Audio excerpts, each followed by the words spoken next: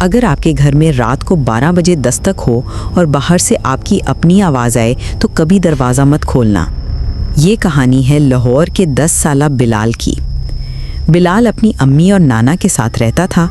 हर रात 12 बजे घर के दरवाजे पर अजीब सी दस्तक होती थी।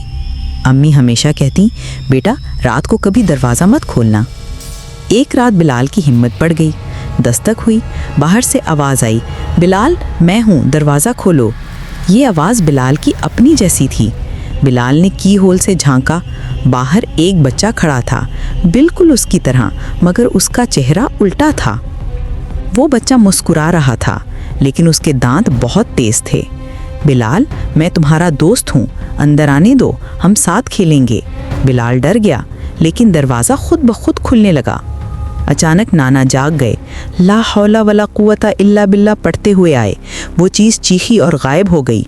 सुबह दरवाजे पर खून के निशान थे और एक पर्ची थी, मैं वापस आऊँगा बिलाल। अगली रात बिलाल गायब हो गया।